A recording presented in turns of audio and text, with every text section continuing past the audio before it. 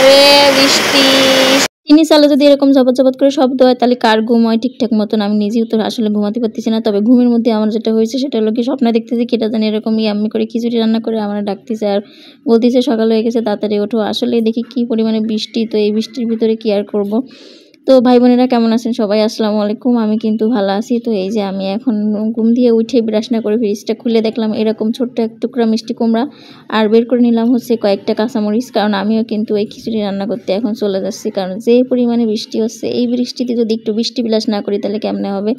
তো তারপরে চলে গেলাম আবার 3-4টা চিংড়ি মাছ বের করতে। চিংড়ি মাছে আমার জম্মের পরিমাণে অ্যালার্জি হয়, তাই আমি চিংড়ি মাছ বেশি খাই না। মাত্র 3 খান চিংড়ি মাছ নেব।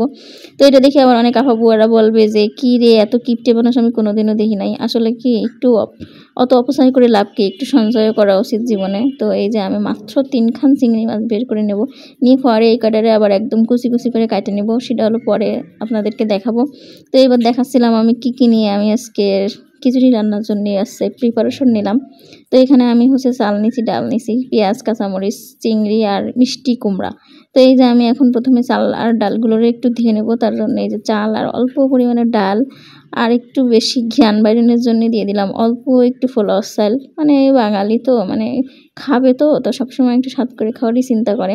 তো এখন এই যে আমি যখন চালগুলো ধুতে গেছি দেই পানি নেই, পরে আবার মোটর ছেড়ে দিয়ে এসে তারপরে এই যে এখন চালগুলো ভালো করে ধুয়ে নিলাম। ধুয়ে নিয়ে এখন ভালো করে কষলায় কষলায় ধুয়ে তারপরে এবার এদিকে আমি দিয়ে দিলাম হচ্ছে গিয়ে রাইস কুকারের হাঁড়িতে একটু তেল দিয়ে দিলাম। তারপরে দিয়ে দিলাম হচ্ছে জিরে, তেজপাতা আর একটু মশলা, যাতে একটু ঘ্রাণ হয়। খাতে গেলে শুধু স্বাদ হলে তো হবে না, একটু নাকে ঘ্রাণও তো দেওয়া লাগবে।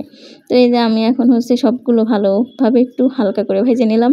নিয়ে তারপরে দিয়ে দিলাম পেঁয়াজ আর কাঁচামরিচ, আর আমি কিন্তু আস্ত রসুন দিছি এইখানে, আপনারা চাইলে বাইটাও দিতে পারেন। তো এই আস্ত রসুন দেওয়ার পরে তারপরে এবার হচ্ছে গুটাগুটির পালা। মানে এই কোনো কিছু রাঁধতে গেলেই মহিলা মানুষের একটা বিপদ, সেটা হলো কি শুধু গুটার তলা থাকতে হবে। তো এই যে আমি এই যে সেই চিংড়ি মাছ কাটারে কিন্তু একদম কুচি কুচি করে কেটে নিয়েছিলাম, নিয়ে এখন এই দিয়ে দিলাম। দিয়ে দিলেও একটু হালকা করে ভাজি ভাজি করে নেব। নিয়ে তারপরে হচ্ছে দিয়ে দেবো সেই আমার সামান্য পরিমাণে কয়েকটা মিষ্টি কুমড়ো ছিল তাই।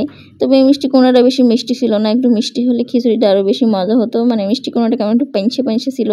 তো যাক, এটা রান্নার সময় একটু চিনি ব্যবহার করলে হয়তো এই পাইনসে ভাবটা নাও থাকতে পারে। তো এবার আবারও একটু ঘোটাঘুটি করে তারপর দিয়ে দিলাম খানিকটা নুন, কারণ নুন না দিলে কিন্তু কোনো কিছুরই স্বাদ পাওয়া যায় না। নুনই হচ্ছে গিয়ে স্বাদের প্রধান উপকরণ। তো এই যে এখন আমি আবারও একটু ঘোটাঘুটি করে নিলাম, দিয়ে এবার পরিমাণ মতো দিয়ে দিলাম একটু হলুদ। আর হলুদ কিন্তু আসলে খাওয়ার জন্য কোনো খুব একটা দরকারি না, এটা শুধু দেখতেই সুন্দর লাগে এই, তাই ছাড়া কোনো কিছু না। তো এই যে দেখেন এবার দিয়ে দিলাম সেই চাল আর ডাল। তো এখানে যদি আরও 2-1 রকম ডাল ব্যবহার করতে পারতাম তাহলে হয়তো ব্যাপারটা আরও সুন্দর হতো, কিন্তু যেহেতু একটা ডালই ছিল তাই একটা ডাল দিয়েই আমি এই খিচুড়িটা রান্না করলাম। তো কালার দিয়েছেন, কালার দিয়েই তো মনে হচ্ছে একদম এক্ষুনি খাইনি। তো এবার দিয়ে দিলাম হচ্ছে পানি। তো এবার পরিমাণ মতো পানি দিয়ে রাইস কুকারে রান্না করতে দিয়ে তারপরে আমি চলে গেলাম আবার সেই বৃষ্টি দেখতে। দেখেন কি সুন্দর বৃষ্টি। মেলা দিন হয়েছে আমি খিচুড়ি খাই না, তো রাত্রিবেলা ভাবছিলাম একটু খিচুড়ি রান্নাতে খাবো। তো এই বৃষ্টিতে আমার আরও উৎসাহ দিচ্ছে। তো এখন আমি খিচুড়ি রান্না করব।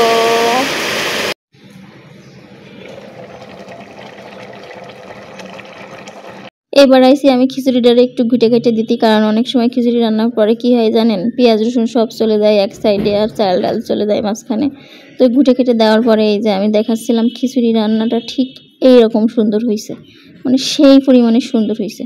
তো দেখতে কত সুন্দর হয়েছে না জানি খাতে কিরম হবে, আমি করতে পারতেছি না, খাতে হবে তারপরে দেখে করতে হবে।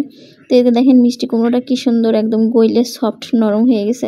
তো এটারে প্রথমে একটু ভাতের সাথে মানে খিচুড়ির সাথে মাখায় নিয়ে তারপরে এইভাবে খাইয়ে নিয়ে দেখতে হবে যে আসলেই কিরম টেস্ট হয়েছে আসলেই। আরে তার মধ্যে আবার হাতের মধ্যে উঠে আসবে একখান চিংড়ি মাছ। তো এই যে দেখেন এই যে চিংড়ি মাছ, তো চিংড়ি মাছটা আমি এরকম কুচি কুচি করে দিয়েছিলাম, দিয়ে তারপরে এখন এই যে খাইয়ে ঠাইয়ে না, আবার এবার একটু তেল মশলা কম খাই, তো তারপরেও আমার কাছে মনে হয়েছে ভালো হয়েছে। তো এইভাবে আপনারাও একটু রান্না বান্না করে খাবেন এবং পরিবারের সবাইকে দিয়ে খাবেন, ভালো লাগবে।